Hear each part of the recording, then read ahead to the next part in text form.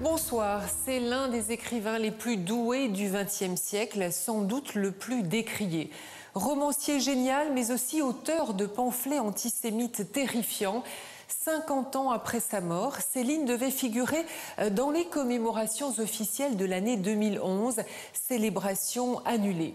Nous allons lui consacrer cette soirée et essayer de mieux cerner, grâce à un documentaire, le parcours de cet artiste qui a traversé les horreurs de son siècle. D'abord soldat, puis voyageur, médecin, romancier, imprécateur, fuyard, ermite, aujourd'hui, il soulève toujours la polémique. Il est mort à Meudon le 1er juillet 1961. Son décès n'est annoncé que 3 jours après son inhumation parce qu'on craint des débordements. Voilà, jusqu'à la fin de sa vie, Céline est un cas. Bonsoir Christophe Malavoie. On vous sait acteur, réalisateur. Vous êtes également un grand défenseur, un grand admirateur de Céline. Vous venez d'écrire un ouvrage consacré à cet écrivain, même pas mort. C'est le titre de ce livre. Pourquoi ce livre ? D'abord, je suis un défenseur, je suis un admirateur de Céline, mais je ne suis pas forcément un défenseur. Céline se défend très bien tout seul. Il n'a pas besoin de moi, ni de mon livre. Moi, je me suis intéressé à cet auteur très mal connu, parce que finalement, les gens qui le condamnent ou qui le jugent sont ceux qui ne l'ont forcément pas lu. Toute son œuvre reste, je pense, très méconnue.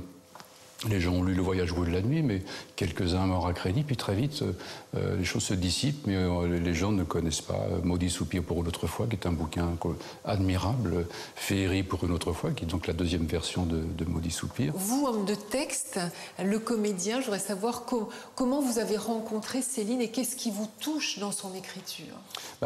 Ce qui me touche, moi, c'est la dimension poétique de Céline. Pour moi, c'est l'un des plus grands poètes du XXe siècle.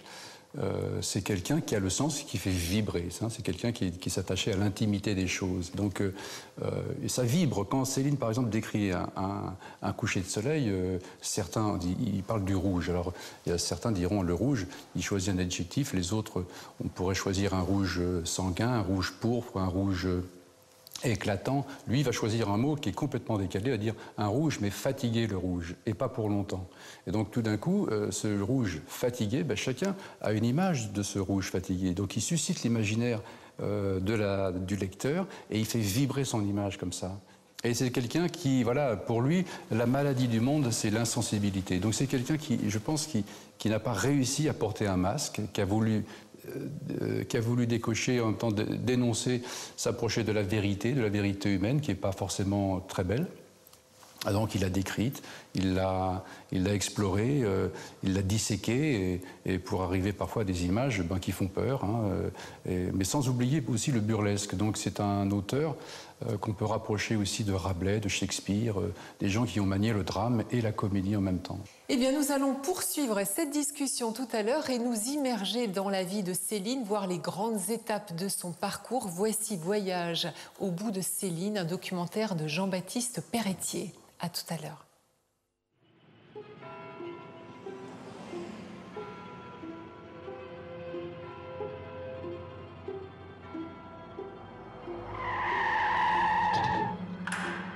Il est 10h du soir. On frappe à notre porte. Je ne réponds pas. On redouble. Lucette va écouter. Je prends mon revolver. Ce doit être les assassins de Paris. Police! Police! Ils frappent à la porte de la cuisine. Ils veulent enfoncer la porte. Je vais tirer. La porte branle. Nous ouvrons.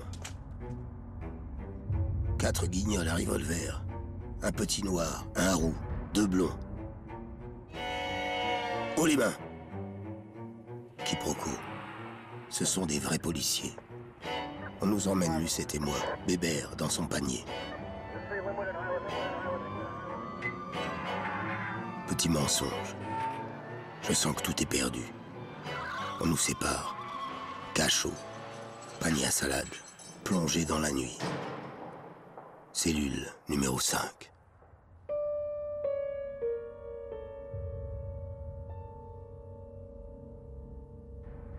Cet homme terrifié, arrêté et jeté en prison un soir de décembre 1945 à Copenhague, c'est l'un des plus grands écrivains du XXe siècle. Louis-Ferdinand Céline, réfugié au Danemark à la fin de la guerre. le gouvernement français exige son extradition. Il l'accuse de trahison et d'intelligence avec l'ennemi. Comment en est-il arrivé là? Comment un génie littéraire a-t-il pu mettre sa plume au service de la pire des idéologies? D'où faut-il partir pour tenter de comprendre cette dérive politique? De son enfance, dans un milieu de petits bourgeois déclassés, semi-prolétaires qui se rêvaient aristocrates? De son lieu de vie peut-être, Paris et sa banlieue, paillasson devant la ville, berceau de tout l'imaginaire de ce médecin des pauvres? Ou plutôt de cette année 1932, où il avait fait irruption sur la scène littéraire à l'âge de 38 ans, avec les premières lignes d'un roman qui allait tout emporter. Ça a débuté comme ça. Moi, j'avais jamais rien dit. Rien. Le voyage au bout de la nuit, entrée fracassante en littérature, entrée fracassante pour le lecteur lui-même. Ça a débuté comme ça. Moi, j'avais jamais rien dit. C'est Arthur Ganat qui m'a fait parler, un carabin comme moi, et ça continue sur ce ton-là. On est sidéré. C'est une entrée extraordinaire parce que c'est une révolution dans la langue. Très évidemment, c'est le langage d'abord. Le langage est le détonateur de tout l'étonnement, puisque c'est la première fois dans la prose française que le langage populaire est introduit, utilisé, travaillé de manière à faire un style. Céline est un musicien des mots, c'est incontestable, je dirais même c'est un funambule. Donc il est d'une rigueur extrême dans sa conception stylistique. Il ne fait qu'éloge du style, La Fontaine, La Bruyère, c'est des grands stylistes pour lui.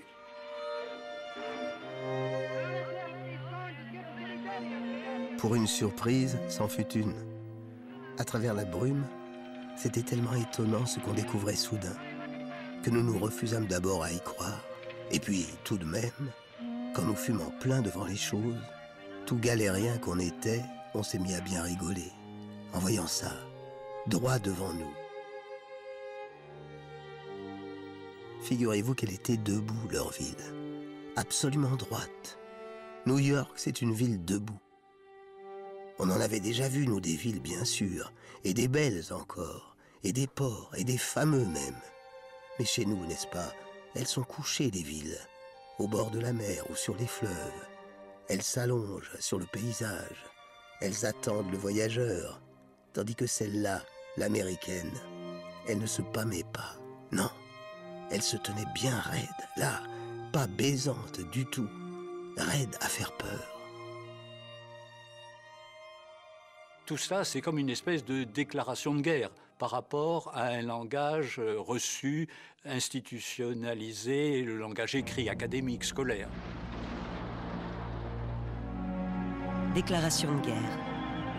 Lorsqu'elle survient en août 1914, Céline est déjà engagée dans la cavalerie depuis 2 ans.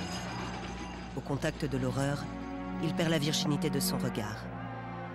Il a de la Première Guerre mondiale une expérience brève. 1 mois de combat, durant lequel il est gravement blessé. Il en gardera des séquelles pour le restant de ses jours. Il va garder de ce mois de combat, qui a été particulièrement violent, là c'était dur, une vision de la guerre qui ne le quittera pas. Et avec son génie, évidemment, il va développer tout ça, il va en faire des pages et des pages. Mais surtout, ça va être un vrai trauma, à la fois physique et psychique, dans la mesure où il verra mourir des jeunes, des camarades, dans cette boucherie qui a été la guerre de 14. Donc il en gardera un souvenir indélébile et un pacifisme absolu. Serais-je donc le seul lâche sur la terre, pensais-je, et avec quel effroi.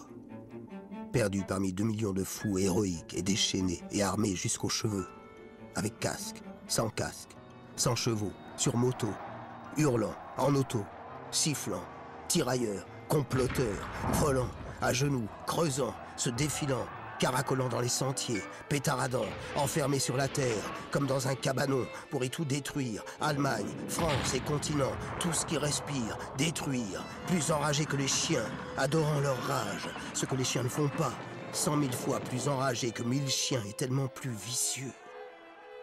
Nous étions jolis. Décidément, je le concevais. je m'étais embarqué dans une croisade apocalyptique. C'est un livre qui contient des charges terribles, principalement contre la guerre, ensuite contre le colonialisme. La seconde partie, c'est en Afrique, et contre l'exploitation de l'homme par l'homme, notamment dans les usines aux États-Unis. Donc c'est un roman, mais c'est un roman quand même porteur d'un espèce de message, c'est un roman un peu politique. Voyage au bout de la nuit serait-il donc aussi un roman révolutionnaire, de par les réalités qu'il dénonce? Le personnage principal du livre, Bardamu, s'insurge contre le monde tel qu'il est. Sa révolte saute au visage des critiques, du tout Paris littéraire et des intellectuels, en ce début des années 30 où chacun doit se positionner sur la scène politique. Louis-Ferdinand Céline n'est personne dans la scène de l'intelligentsia littéraire en 1932, personne. Il tombe du ciel. Il n'est pas classable très précisément, médecin de banlieue, voilà. Et donc il n'y a pas de préjugés idéologiques sur lui. Et Voyage au bout de la nuit est un livre qui apparaît plutôt avec une énergie de révolte plutôt assignable à quelque chose qu'on appellerait anarchisant. Voyage va être l'occasion d'une grande déflagration dans le monde des lettres. Mais aussi l'occasion d'un grand malentendu.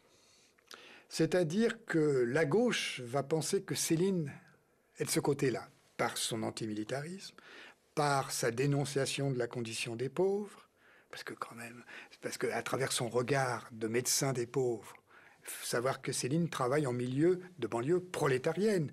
Il travaille à Clichy, où il découvre une misère sociale, l'alcoolisme, la syphilis, le chômage. Donc la gauche dit, il est des nôtres. C'est évidemment un livre qui va être revendiqué par la gauche, hein, même par les communistes. Les communistes se disent, mais voilà un auteur pour nous, voilà un auteur qui a des messages qui sont à peu près les nôtres et qui pourrait bien un jour être devenir le chantre du communisme. Il y a cette lacune soulignée par un certain nombre de lecteurs prestigieux qui ont adoré ce livre, Trotsky entre autres. Ce qui est tout de suite souligné, c'est oui, c'est un cri de révolte révolutionnaire, mais dans un ciel sans Dieu, sans espoir, sans révolution, c'est-à-dire il y manque une positivité d'adhésion à un idéalisme révolutionnaire, c'est-à-dire c'est un anarchisme désenchanté. Je vais me tuer, qu'il me prévenait quand sa peine lui semblait trop grande. Et puis il parvenait tout de même à la porter, sa peine, un peu plus loin, comme un poids bien trop lourd pour lui, infiniment inutile. Peine sur une route où il ne trouvait personne à qui en parler, tellement qu'elle était énorme et multiple. Il n'aurait pas su l'expliquer.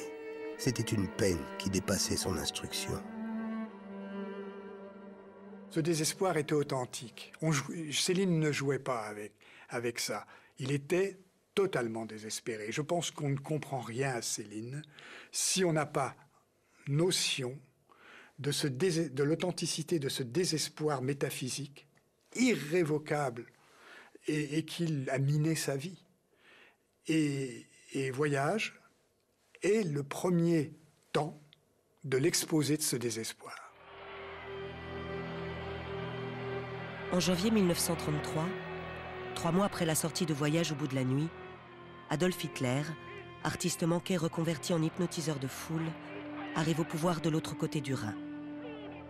En France, le danger fasciste semble s'incarner dans les émeutes du 6 février 1934. En réponse, la gauche se mobilise. Les écrivains s'engagent. Aragon, Gide ou encore Malraux se font les porte-paroles de la lutte antifasciste. La plume devient une arme au service de la Révolution.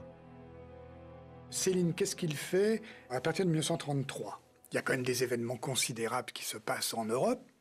L'accession des nazis au pouvoir, la préparation du Front populaire. Enfin, déjà en 1934, le 6 février, puis le 12 février. Bon, il y a ces événements politiques considérables, ces affrontements sociaux très forts. Il y est pas. Les gens de gauche déplorent que Céline ne se manifeste pas plus franchement du côté communiste. Par exemple, Aragon ne cesse de pousser Céline à se déclarer, c'est-à-dire à s'inscrire, ou en tout cas à se mettre compagnon de route du Parti communiste. Et progressivement, on voit Aragon être de plus en plus rétif et critique par rapport à Céline. Parmi les arguments qu'opposait Céline à la gauche, il y avait celui de la référence au peuple. Le peuple qui est quand même une constante de toute pensée politique, c'est-à-dire on se réfère au peuple, on appelle la voix du peuple, on tient compte des besoins du peuple, etc. Et ce peuple-là, Céline, qui le connaissait par le biais de la médecine et par le biais de la misère humaine, disait « il n'existe pas ». C'est une représentation totalement idéale. Moi, je n'y crois pas. Le malheur en tout ceci, c'est qu'il n'y a pas de peuple, au sens touchant, vous l'entendez. Il n'y a que des exploiteurs et des exploités. Et chaque exploité ne demande qu'à devenir exploiteur. Il ne comprend pas autre chose. Le prolétariat héroïque, égalitaire, n'existe pas. C'est un songe creux, une faribole. D'où l'inutilité, la niaiserie absolue, écœurante de toutes ces imageries imbéciles. Le prolétaire en code bleu, le héros de demain et le méchant capitaliste repu à chaîne d'or, ils sont aussi fumiers l'un que l'autre. Le prolétaire est un bourgeois qui n'a pas réussi. Rien de plus, rien de moins.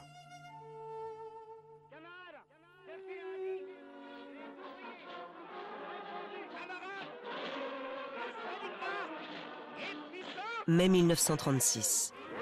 9 jours après la victoire du Front populaire, l'éditeur Robert de Noël annonce la sortie du deuxième roman de l'écrivain. 700 pages composées par un homme seul, récit d'enfance de Ferdinand, romancé par Céline.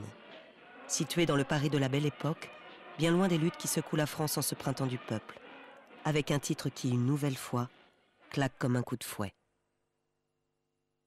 Mort à crédit est la manifestation de la grande écriture célinienne. Il y a travaillé 4 ans, à sa manière hallucinée. C'est un homme qui était en transe quand il écrivait. Les témoins l'ont décrit, ses plus proches l'ont décrit, de l'intensité de la pratique de l'écriture chez Céline. Et il a un enjeu, il y a un enjeu dans Mort à crédit, que je résumerai en disant « ça passe ou ça casse ». Pour écrire ce nouveau roman, Céline a mis, comme il le dit, sa peau sur la table. Mais c'est le jeu cruel de la critique littéraire qui juge en quelques lignes, publiées sur papier journal, des mois et des mois d'un harassant travail de création.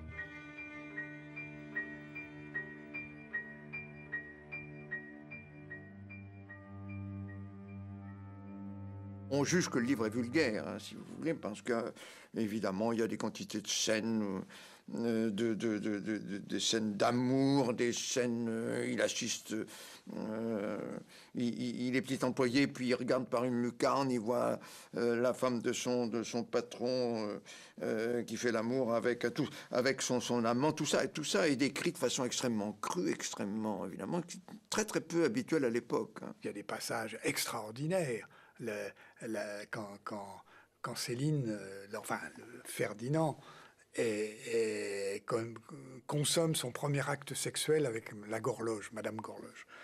C'est extraordinaire. Je veux dire, nous avons là des pages et des pages d'une sexualité cosmique. Enfin, c'est extraordinaire. Du point de vue de l'écriture, c'est anthologique. Elle se redresse, elle m'embrasse encore, elle enlève tout. Corsage, corset, liquette. Alors je la vois comme ça, toute nue. La chose, si volumineuse. Ça s'étale partout. C'est trop. Ça me débecte quand même. Elle m'aggrave par les oreilles. Elle me force à me courber, à me baisser jusqu'à la nature. Elle me plie fort. Elle me met le nez dans un état. C'est éblouissant et ça jute. J'en ai plein mon cou. Elle me fait embrasser. Ça a d'abord le goût de poisson. Et puis, comme une gueule d'un chien. Vas-y, mon amour, hardi, hardi.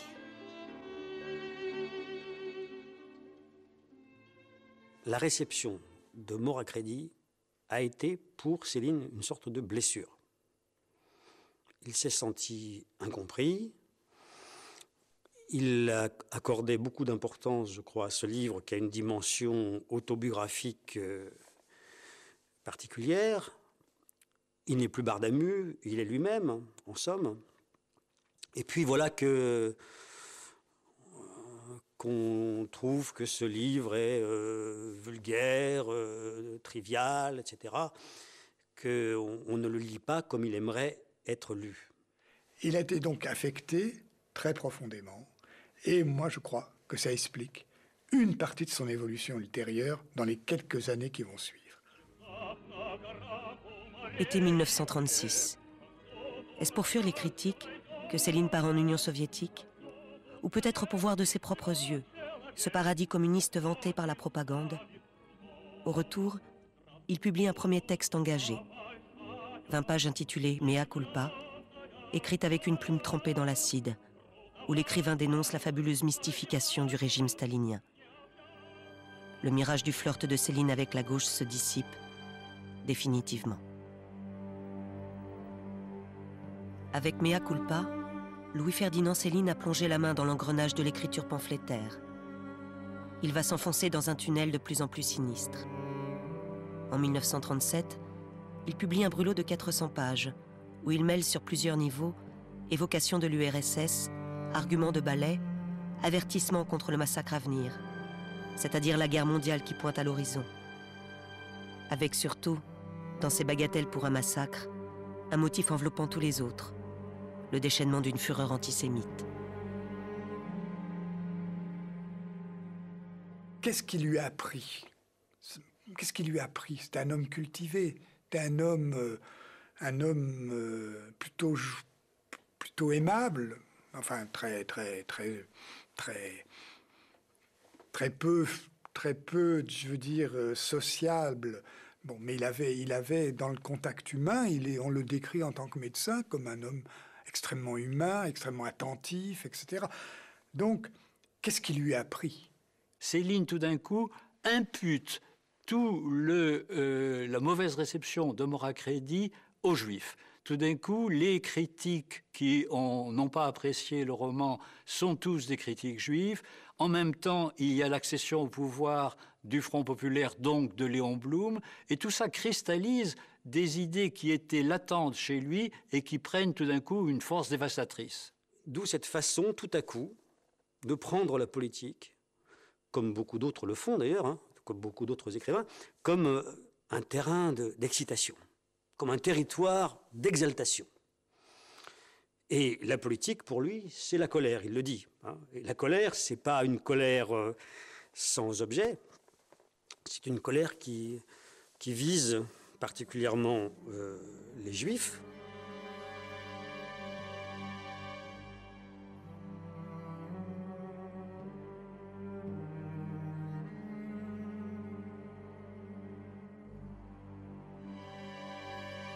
Dans ces années-là, avec les provocations de Hitler, chacun sait que la guerre est possible, qu'il y a une menace de guerre.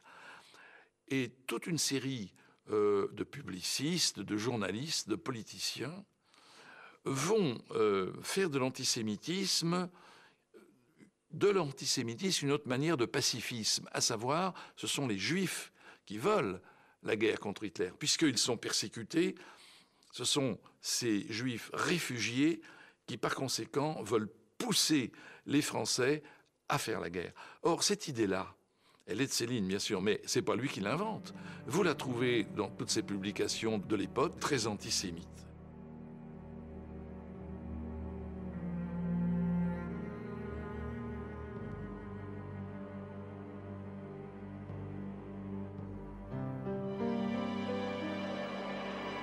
Mais par-delà la fallacieuse justification pacifiste, au-delà du détonateur de la bombe, cette plaie toujours à vif provoquée par l'accueil de Maura Credy, il faut sans doute, pour tenter d'expliquer cette vitupération antisémite, chercher des causes plus anciennes, plus souterraines. Alors Céline est bien sûr à l'origine antisémite, enfin dès le départ, je ne sais pas quand ça se fait, dans son enfance, etc., son milieu familial, mais enfin, il est comme beaucoup de Français à l'époque, pas comme tous les Français, hein, mais comme un certain nombre de Français, il est antisémite, mais il va lire des choses qui vont construire la forme spécifique de son antisémitisme. On a découvert qu'il a lu un auteur comme Gendreau. Gendreau qui était un propagandiste anti-juif très connu à cette époque, et qui publiait des livres pour enfants. Le Soldat Chapuzot, c'était une série de livres faisant la place large aux personnages juifs sous des dehors répulsifs, avec toutes les caricatures du juif d'argent, du juif cosmopolite. Et Céline, à travers ses lectures de jeunesse, eh bien, baigne dans cet univers de l'antisémitisme de l'affaire Dreyfus. Il est né en 1894, Céline, c'est-à-dire la date d'arrestation du capitaine Dreyfus. Son père était Henri Dreyfusard, et il a baigné dans son enfance dans cette toile de fond antisémite qui était pour lui une grammaire culturelle, un référent culturel, et que l'on retrouvera plus tard dans ses pamphlets. Peut-on échapper à son milieu d'origine? Les parents de Céline voulaient faire de leur fils unique un chef de rayon dans un grand magasin. Devenu médecin et écrivain, il aurait pu après tout se défaire de l'héritage antisémite reçu dans son enfance. Parvenu à l'âge mûr, il le fait au contraire fructifier dans un long pamphlet. Il sait très bien ce qu'il est en train de faire à ce moment-là. Il est en train, pour moi, de vendre son âme à une écriture de propagande, c'est-à-dire tout ce qu'il avait détesté, tout ce qu'il s'était interdit de faire depuis le voyage en se moquant des écritures idéologiques, des textes à message, il le fait. Il le fait. Ce qui m'importe aussi de dire, c'est qu'il le fait non pas à contre-courant, il est en plein conformisme. Les trois quarts des bons auteurs de la bourgeoisie française vont chacun y aller de leurs petits pamphlets contre les métèques au sens large et les juifs au sens particulier. Donc en fait, il est dans l'air du temps. Il y a même peut-être, osons le dire, un peu d'opportunisme là-dedans. Céline lui-même dit « Je n'ai rien découvert, aucune prétention, simple vulgarisation virulente, stylisée. » Voilà, il a presque tout dit. Il n'a rien découvert, effectivement. Il s'est nourri, pour écrire ce pamphlet, d'une littérature antisémite de l'époque, des années 30, surabondante. On sait maintenant que sur celui-là, puis celui d'après, L'école des cadavres, il recopiait ou même il scotchait sur le manuscrit des passages de brochures de propagande d'Arquier de Pellepoix et d'autres officines antisémites, ce qui prouvait quand même assez peu d'inventivité littéraire. Céline fait du plagiat, du copier-coller. De la brochure La conspiration juive, il retranscrit plus ou moins intégralement 17 pages, ajoutant quelques mots ici ou là.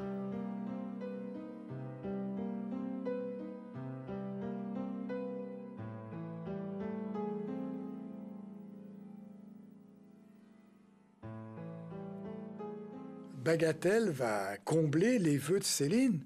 Il va se vendre très bien. Plus de 40, près de 50 000 exemplaires à la fin 39, ce qui est énorme pour l'époque. Donc Céline a été bien lue là.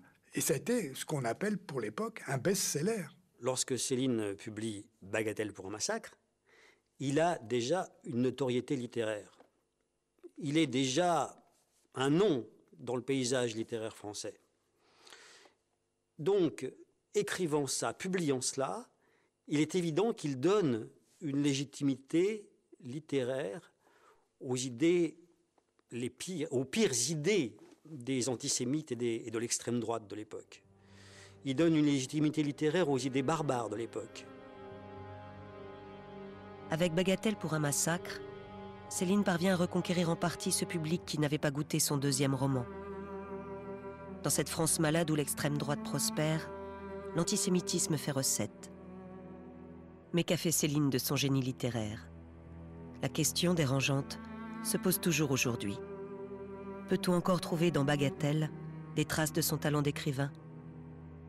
Il y a une séduction dans Bagatelle qui est sans doute perverse, je l'accorde, mais c'est un livre qui n'est pas, je veux dire, une espèce de torchon acheté à la poubelle. Il y a trop de niveaux. Il y a dedans des passages qui, je pense, sont de bons passages célinien, du Céline haut de gamme. Il y a des choses très intéressantes dans ce livre, dans son caractère hétéroclite. Maintenant, la dominante du livre et sa visée, c'est qu'il y a le mot youpin et youtre à peu près 14 fois par page, quand même sur la moitié des pages, et que là, on tombe dans un racisme de comptoir de bas niveau, avec une utilisation de l'argot beaucoup plus pauvre et obsessionnelle que dans les livres d'avant et d'après. Enfin, c'est une médiocrisation de Céline. Céline devient quand même globalement mauvais.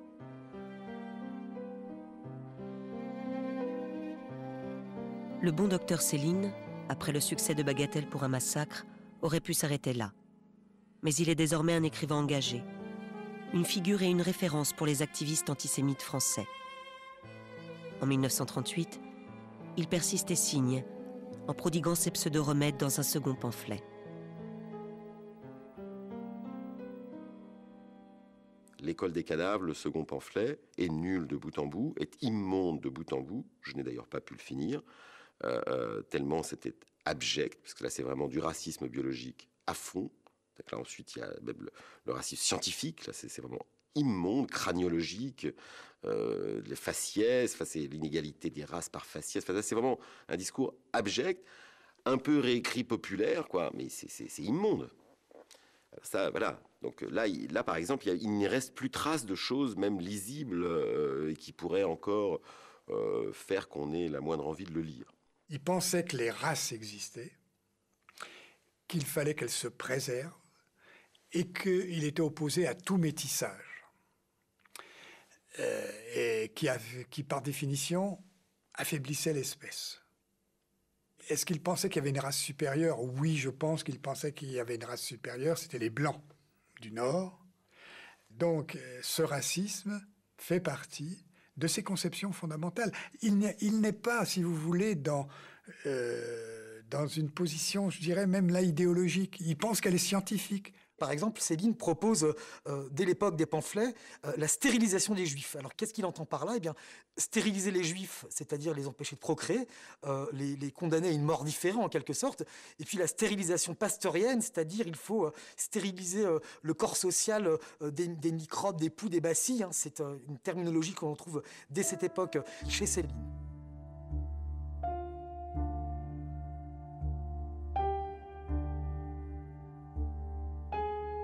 Ça va donc tout à fait dans le sens du national-socialisme. Alors évidemment, ces défenseurs peuvent dire mais il n'appartient à aucun parti, il n'appartient à aucun organisme, et lui-même se déclare anarchiste, se déclarera toujours anarchiste, individualiste, marginal, solitaire, tout cela est vrai, mais il n'empêche que dans l'école des cadavres, vous trouvez bel et bien une profession de foi qui fait de Céline un agent d'influence pro-nazi. Septembre 1939.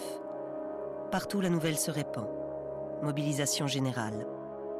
Face à Hitler, le pacifisme issu de la guerre 14-18 était une impasse et un aveuglement. Un an et une drôle de guerre plus tard. Il a fallu la désastreuse défaite française face à l'armée allemande pour que l'extrême droite, pour la première fois de son histoire, arrive au pouvoir. En zone sud, fleurissent les affiches à la gloire du maréchal Pétain, 84 ans, qui installe son gouvernement à Vichy. Sous l'occupation, Céline n'est pas à Vichy. Il n'ira jamais à Vichy. Il déteste Vichy. Il est à Paris. Pourquoi est-ce qu'il déteste Vichy?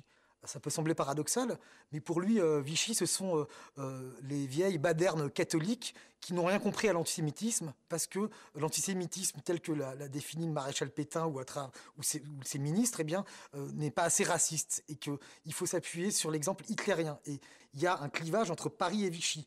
Il y a à Paris les activistes pro-hitlériens qui s'agitent avec le soutien des forces d'occupation, et puis il y a l'antisémitisme vichiste qui prétend opérer parfois les distinctions entre ce que l'on appelle les juifs bien nés, ou bien les juifs étrangers, ou bien les juifs qui mériteraient d'être intégrés à la communauté nationale. Enfin, il s'agit d'antisémitisme, mais d'antisémitisme bien moins radical que celui professé à Paris par Céline et ses amis.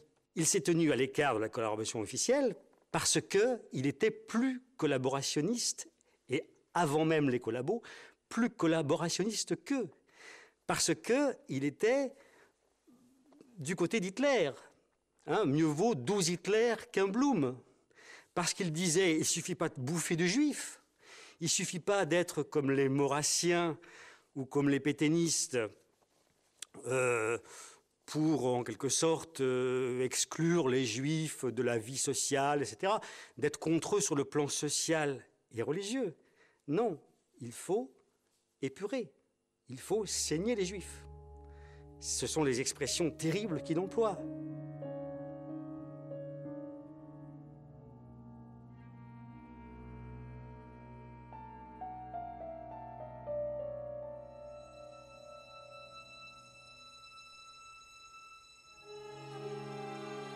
À Paris, désormais repeinte aux couleurs du nazisme, Céline fréquente les mondanités antisémites. On le voit ici à l'inauguration de l'Institut d'études des questions juives en mai 1941. En octobre de la même année, il se rend à la sinistre exposition Le Juif et la France. Dans une lettre au responsable de l'exposition, il se plaint qu'on n'y vende pas ses livres, Bagatelle pour un massacre et l'école des cadavres. En réponse, le responsable se déclare navré profondément, alors que ses ouvrages sont, écrit-il, les plus qualifiés pour mener la lutte anti-juive. Céline n'appartient certes à aucun parti, mais il soutient explicitement Jacques Doriot, chef du Parti populaire français, hitlérien à la mode parisienne. Céline admire ce fasciste, qui va au bout de ses convictions en s'engageant sur le front de l'Est, aux côtés des troupes allemandes. Il fréquente alors les milieux, il rencontre des Allemands, ça c'est vrai, des Allemands qu'il avait d'ailleurs connus avant la guerre. C'est le cas de Dr Epting, qui était un francophile. C'était des gens qui étaient des Allemands qui étaient pétris de culture française, il faut savoir. Hein. Et il rencontrera aussi un Alsacien qui s'appelle Hermann Bickler, hein, qui était un garçon très intelligent, que j'ai rencontré moi ultérieurement quand j'ai écrit la biographie. J'avais besoin de recueillir son témoignage, et qui lui était alors beaucoup plus engagé. Il était dans les services de renseignement allemands, hein. Il travaillait dans les services de renseignement allemands. Les voilà, les amis allemands de Céline. Francophile et pétri de culture française, le docteur Epting, il fera aussi l'éloge de l'antisémitisme de l'écrivain. Quant au garçon intelligent Hermann Bickler, il est un adjoint du chef suprême des SS à Paris. Dans les eaux saumâtres du Paris occupé, Céline barbote. Mais l'écrivain ne se contente pas de ses fréquentations. Il intervient aussi par la plume sur le devant de la scène collaborationniste. Il y a un mode d'intervention que Céline privilégie pendant la période de l'occupation, ce sont les lettres ouvertes aux journaux. Alors aux journaux, il faut savoir de quel type de presse on parle. Il s'agit des journaux les plus engagés dans la collaboration. Je suis partout, l'Émancipation nationale, qui est le journal du PPF, de Jacques Doriot, et surtout Au Pilori. Au Pilori, qui est le torchon collaborationniste de l'époque, qui est un organe de dénonciation et de chantage, qui publie des listes de noms totalement contrôlés par les services de propagande allemands et professant un antisémitisme radical. Hein. Il y a les unes d'Au Pilori, mort aux juifs sur toute la largeur de la manchette, et c'est l'un des organes que Céline va privilégier pour intervenir publiquement sous forme de lettres ouvertes à la rédaction. En plus des lettres adressées et des entretiens accordés à cette presse d'égout, Céline publie un nouveau pamphlet antisémite, Les Beaux Draps. Surtout, en 1942 et 1943, alors que les Juifs sont raflés, internés et déportés en masse, il s'implique dans la réédition de Bagatelle pour un massacre et l'école des cadavres, en version nouvelle, avec un cahier de photographies antisémites. Pour cela, il demande personnellement du papier, rationné en ces temps de pénurie, à son ami Karl Epting. Il a non seulement demandé la republication de ces pamphlets, mais il a rajouté une préface à l'école des cadavres, qui était déjà très nocif, très engagé dans un antisémitisme viscéral. Il a écrit une préface qui surenchérissait. Donc ça montre qu'il était quand même très soucieux que sa pensée continue d'être diffusée, et dans le contexte que l'on sait. Donc, il savait ce qu'il faisait. Sous l'occupation, Céline ne cesse pas d'écrire. Il publie même un nouveau roman, situé dans les quartiers populaires de Londres en 1915. Dans ce récit, des stéréotypes antisémites subsistent. Mais paradoxalement, étrangers et apatrides n'ont pas toujours le mauvais rôle. Avec Guignol's Band, l'écrivain retrouve une part de lumière.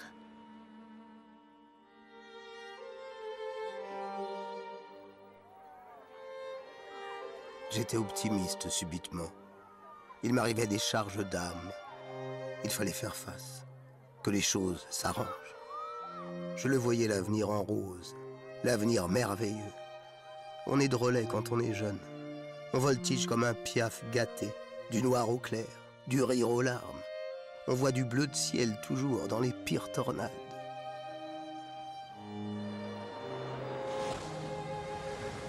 Je pense qu'il avait aussi besoin de se purger de ce torrent de haine de ces 3 livres antérieurs. Je pense que le fait qu'il est totalement avili, moi je le ressens, c'est un jugement de valeur, mais enfin, je pense qu'il en ressentait un petit bout de ce jugement de valeur-là.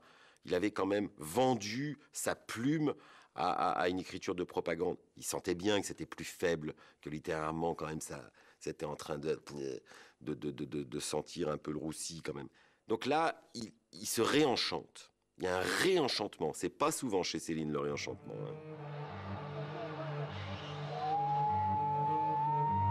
Juin 1944. Céline se sent menacée de mort par la résistance. Il est sur la liste noire diffusée par la BBC. Quelques jours après le débarquement de Normandie, l'écrivain fuit la France, muni de faux papiers, de son chat Bébert et de sa femme Lucette. Il refuse de partir pour l'Espagne, trop au sud pour lui. Il vise le Danemark où il a planqué des lingots d'or. Mais rejoindre sa terre d'exil va lui prendre 9 mois, avec au passage un séjour à Sigmaringen, où il retrouve les derniers fidèles du maréchal Pétain.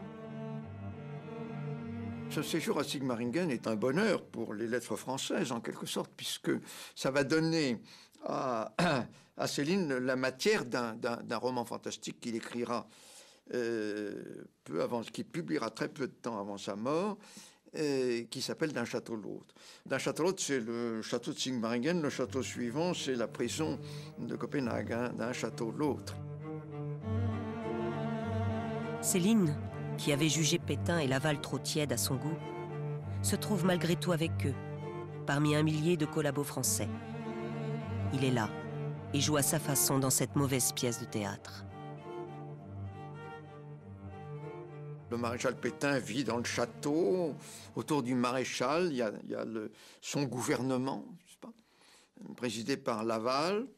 Pétain fait sa promenade tous les jours solitaire sur les bords du Danube, et il paraît que Bébert, le chat de Céline, suivait volontiers le maréchal. Enfin, tout ça est raconté dans Un château l'autre avec un humour extraordinaire. Après Sigmaringen, Céline repart. Son objectif n'a pas changé, le Danemark. Il traverse l'Allemagne en flammes de la fin de la guerre. Cette odyssée, qui ne dure que 5 jours, donnera matière à un autre roman, écrit après D'un château l'autre, Rigaudot. Avec Nord, ces 3 livres forment la trilogie allemande, ultime réinvention du style célinien. Dans cette plongée apocalyptique, version de l'histoire réécrite par Céline, l'écrivain parvient à saisir une part de la violence infernale du second conflit mondial.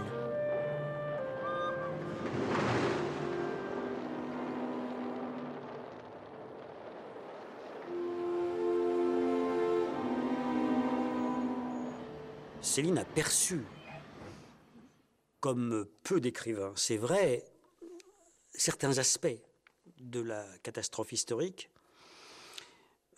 Sa description des bombardements est éblouissante.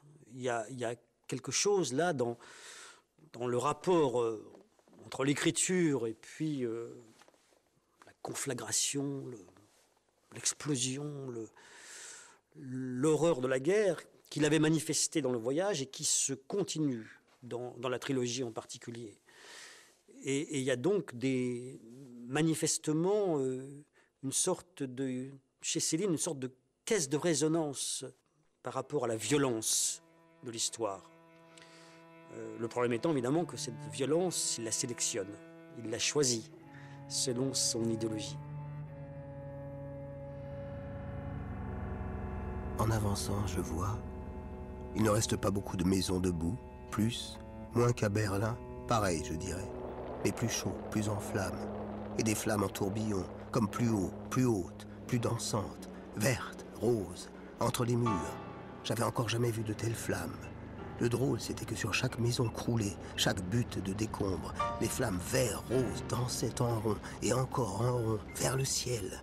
Il faut dire que ces rues en décombres, verts, roses, rouges, flamboyantes, faisaient autrement plus gaies qu'en leur état ordinaire, briques revêches, mornes, ce qu'elles arrivent jamais à être, gaies, si ce n'est pas le chaos, soulèvement, tremblement de la terre, une conflagration que l'apocalypse en sort.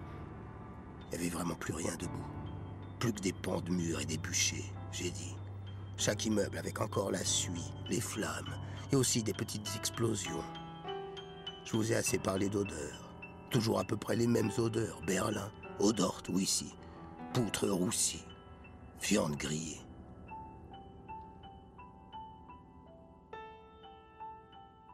Céline arrive au Danemark en mars 1945. En France, c'est le temps de l'épuration. Pétain, condamné à mort. Laval, fusillé. Les intellectuels mouillés dans la collaboration ne sont pas épargnés. Brasillac, journaliste et romancier, condamné à mort et exécuté. De Noël, l'éditeur de Céline, abattu en pleine rue 2 semaines avant l'arrestation de l'écrivain. Lorsque la police danoise vient l'arrêter, Céline est persuadée que c'est un commando communiste qui vient l'assassiner. Mais cette arrestation va paradoxalement le sauver. Le Danemark choisit de garder l'écrivain en prison au lieu de le renvoyer dans son pays, où il risque la peine de mort. La procédure judiciaire suit son cours, très lent.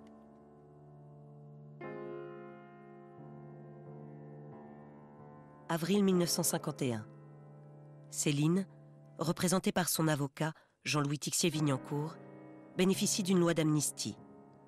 Tixier-Vignancourt, ancien de Vichy, et futur candidat de l'extrême droite à la présidentielle, avec Jean-Marie Le Pen comme directeur de campagne. Céline rentre finalement en France. Il fuit les lumières de Paris, s'exile à Meudon, où il va se fabriquer un personnage de noble clochard. La justice est passée. Mais la question demeure de sa responsabilité, pour lui qui affirmait en prison « Je suis un écrivain, rien qu'un écrivain ». Après la guerre s'est posée de manière très crue la responsabilité de l'écrivain dans tout ce qui s'était passé. La collaboration, l'antisémitisme, le statut des Juifs, la déportation, la collaboration avec l'ennemi. Bien. Est-ce que l'écrivain est responsable ou non de ce qu'il écrit?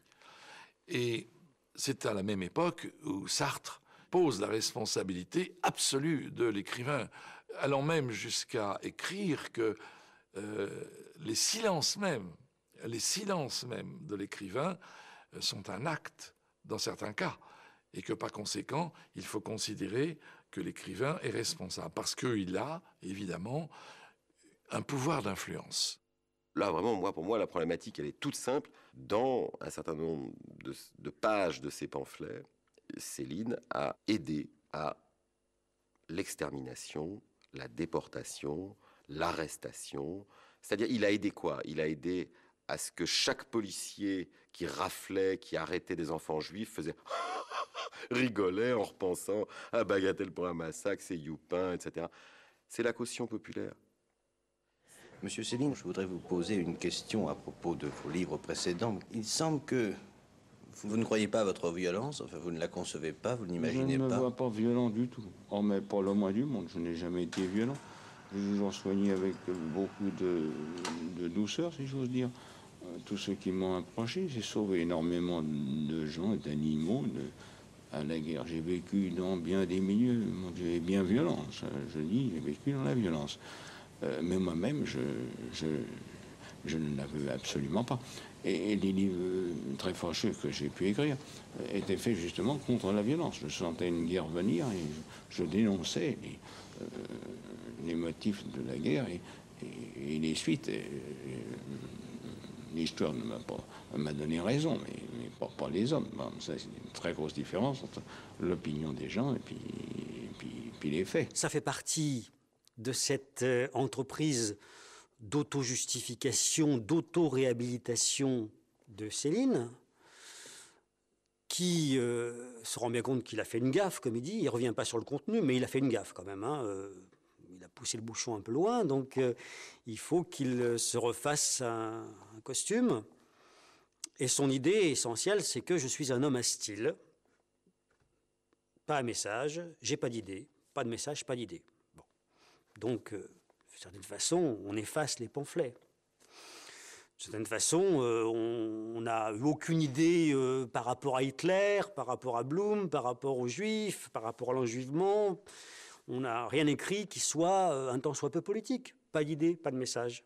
Est-ce que vous vous méprisez vous-même? Ah, je ne me méprise pas du tout. Je me trouve très honnête, très valeureux, très sacrificiel, ayant bien donné, beaucoup donné aux hommes, et eux qui m'ont répondu par des vacheries. C'est tout ce que je vois. Au nom de Dieu, non. On est venu me demander si j'avais des complexes. Mais je dis, c'est tous les autres qui doivent avoir des complexes à mon égard. Mais moi, je n'en ai pas du tout au leur. J'ai fait tout ce que je pouvais pour eux. J'ai essayé de leur épargner la guerre. Et puis, j'ai essayé de débrouiller ce petit machin littéraire là. Bon. Vous êtes heureux? Heureux, non, parce que je suis malheureux, parce que je me considère victime des vacheries. Voilà, c'est tout. Et que c'est pas juste. Et je le dis. Et je creverai en disant que j'ai été injustement traité. J'ai été dépouillé, dévalisé, pillé, salopé, ignominié de tous les côtés, pour des gens qui n'en valent pas la peine. Voilà exactement ce que je pense. Et pas du tout, aucun complexe d'infériorité complexe, comme disent les gens, aucun complexe de culpabilité. Je trouve que tous les autres sont coupables, pas moi. Voilà comment je pense. Il ne veut pas se repentir, il a toujours les mêmes opinions, jamais il n'en changera. Il est antisémite toujours, raciste toujours, xénophobe tout terrain toujours. Il ne s'en repentira jamais, mais il ne démentira jamais. Et pour ce faire, il faut à ce moment-là se faire passer pour victime, dire qu'on est persécuté encore plus que ces juifs qui ont été persécutés, même beaucoup moins qu'on ne le dit.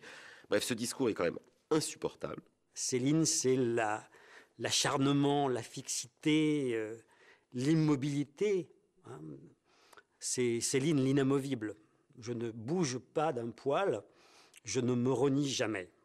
Et en même temps, j'ai l'astuce, la ruse constamment de camoufler un peu tout ça, quoi.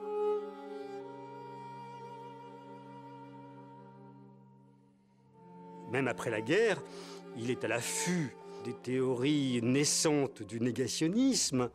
Il approuve chaudement Racinier, qui publie Le mensonge d'Ulysse en 1950, et il se renseigne auprès d'un colonel, d'un de ses amis officiers SS qui était dans le renseignement politique, au sujet d'un centre d'information à Bonn qui veut prouver qu'il n'y a pas de qu'il n'y a pas eu de chambre à gaz dans les camps et d'extermination. Dans une lettre de 1950, Céline fait l'éloge du livre fondateur du négationnisme, écrit par Paul Racinier. Il évoque dans une formule glaçante la magique chambre à gaz. Et peu avant sa mort, il persévère dans une autre lettre à son ami Hermann Bickler. Jusqu'au bout, Céline conserve sa cohérence idéologique. Et jusqu'au bout, il écrit. Il voit arriver la mort, il a énormément travaillé, donc il s'est beaucoup usé et beaucoup... Enfin, la littérature, c'est son paradoxe, à la fois maintenu en vie et il l'a détruit. C'est pas une mince affaire que l'écriture, surtout à ce degré d'intensité quasi hallucinatoire, incantatoire, etc. Donc il est usé. Il termine son dernier livre, Rigaudon. Il l'écrit à Gaston Gallimard en disant « Mon manuscrit est fini ». Il meurt le lendemain. Et puis donc les journaux le mettent un entrefilet sur la mort de Céline, parce que aussi Hemingway vient de se suicider. Et les gros titres, c'est sur Hemingway, bien sûr. Et Céline passe inaperçue. En juillet 1961, Céline fait son entrée au royaume des écrivains morts. Il ne cesse depuis lors, tel un revenant, de hanter les consciences, d'éblouir ou de révulser, sans jamais laisser indifférent. Soldat de la Grande Guerre, pacifiste intégral, antisémite collaborationniste, médecin et écrivain, Céline a été à la fois un produit, un acteur et un chroniqueur des catastrophes du XXe siècle. Son œuvre, à travers ses abysses et ses sommets, rend compte à sa manière unique d'une part de notre histoire.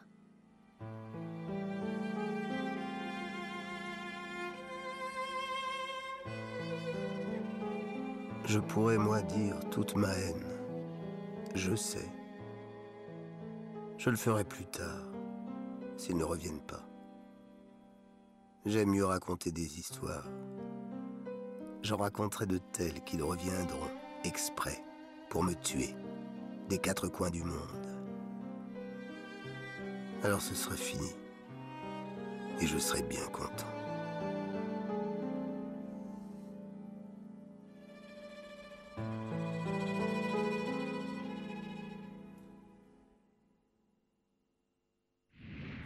Voilà pour ce voyage au bout de Céline. Merci de nous rejoindre. Nous consacrons cette soirée sur France 5 à cet écrivain tant admiré, tant détesté. Pour nous accompagner, l'acteur et réalisateur Christophe Malavoie. Vous venez d'écrire, Christophe, un ouvrage consacré à Céline. Vous commencez d'ailleurs ce livre par cette question que vous posez. Qu'est-ce qui vous a pris de vous intéresser à Céline? Qu'est-ce qui vous attire dans ce paranoïaque éructant, vomissant sa haine à chacune phrase, à ce raciste invétéré, à cet abject individu collaborateur? Alors, quelle est votre réponse? Oui, je me suis rendu compte que finalement, en parlant avec des gens qui avaient lu ou qui n'avaient justement pas lu Céline, je me suis aperçu que les gens en parlaient beaucoup et ceux qui en parlaient le plus, c'était ceux qui ne l'avaient pas lu et qui répétaient ce qu'il était de bon ton de dire et donc qui se rangeaient dans l'opinion générale, voilà, du parfait salaud et du collabo, etc. Donc il y avait une image type du Céline, du méchant, du méchant, détesté, voilà, qui avait tout pris, de cet antisémitisme d'avant-guerre.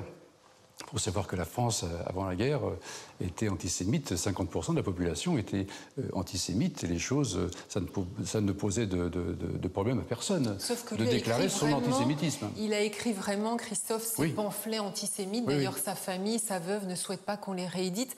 Ça prouve quand même qu'il a eu conscience d'avoir écrit quelque chose d'abominable.